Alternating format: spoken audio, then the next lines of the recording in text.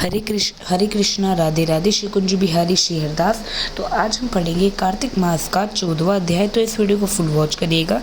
हरे कृष्णा, राधे राधे। तो चलिए अपना कार्तिक मास का 14वां अध्याय स्टार्ट करते हैं। जय श्री कृष्णा, जय श्री श्याम, श्रीमत नारायण नारायण, हरि हरि। तो चलिए अब हम पढ़ते हैं कार्तिक मास का 14वां अध्याय। राजा पृथ्वी कहने लगे कि हे नारद जी, आप स्वर्णा है, इसलिए संतान की वृद्धि वाला तथा सब प्रकार सुख देने वाला सर्व ईश्वरी हुई देवी का व्रत तुमसे कहता हूँ। राजा ने पूछा, महाराज, यह व्रत कब और कैसे किया जाता है तथा यह वही देवी कैसे उत्पन्न हुई? तब नारद जी कहने लगे कि एक समय कलयुग में बड़ी दुर्भिक्ष पड़ा तथा महामारी से बहुत सी अकाल मृत्यु हुई। तब सब लोग एकत्रित होकर उस विपत्ति के निवारण के उपाय सोचने लगे। अंत में निश्चित कर कार्तिक कृष्ण सप्तमी को सबने व्रत रखा।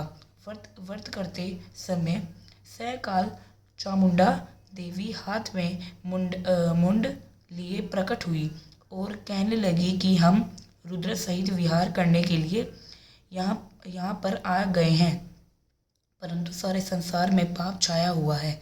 ब्राह्मण, वेदहीन, क्षत्रिय, असमर्थ तथा वैश्य और शुद्ध तथा शुद्ध धर्म रहित हो गए हैं। स्त्रियों के पतिव्रत धर्म छोड़ दिया, इसलिए सब लोग वही देवी का व्रत करो। कार्तिक कृष्ण सप्तमी तथा अष्टमी को बाल वृद्धि का रोगियों को छोड़कर सबको यह व्रत करना चाहिए। सारे दिन भोजन न करके सायंकाल अहोई देवी जी को मेरी ही नाम है पूजन करना चाहिए। अपने मकान को गोबर और मिट्टी से लिपे, द्वारा पर 4 रंगों काला, पीला, हरा और लाल से मेरी मूर्ति बनावें। अच्छे सुंदर पकवान बनाकर मेरी पूजन करें। तभी एक दीवर कहने लगे कि हे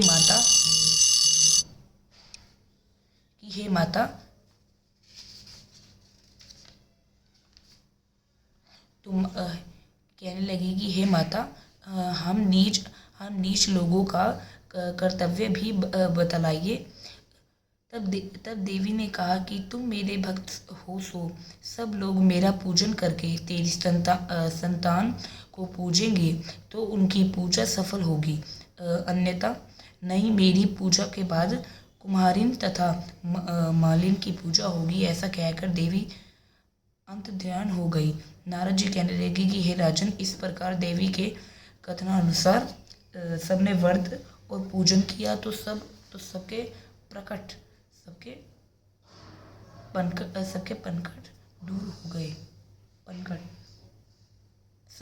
संकट दूर हो गए और सारा संसार सुखी हो गया।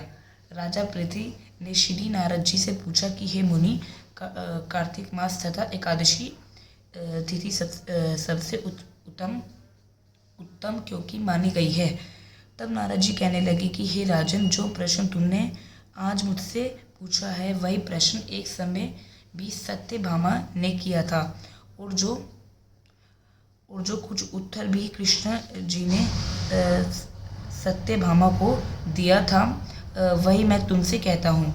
एक समय श्री सत्यभामा जी ने श्री कृष्ण जी से पूछा कि भगवान, जब सभी मास और तिथियाँ बराबर हैं, तब उनमें से कार्तिक मास व एकादशी तिथि उत्तम क्यों मानी गई है? तब श्री कृष्ण जी ने कहा, हे प्रिय, समुद्र का पुत्र शंख नाम वाला एक दैत्य था। वह दैत्य इतना बलवान था कि उसने इंद्र आदि देवताओं को स्वर्ग से निकाल कर उनका स्थान सव्य ले लिया। सब लोग उनके डर के मारे अपने बल बच्चों सहित पर्वतों की कंदराओं में चले गए।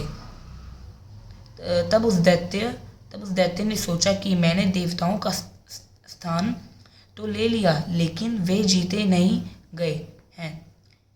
सो ऐसा प्रतीत होता है कि देवता वेद मंत्रों से ही बलवान है। इसलिए मंत्रों वेदों का हार ले जाऊं।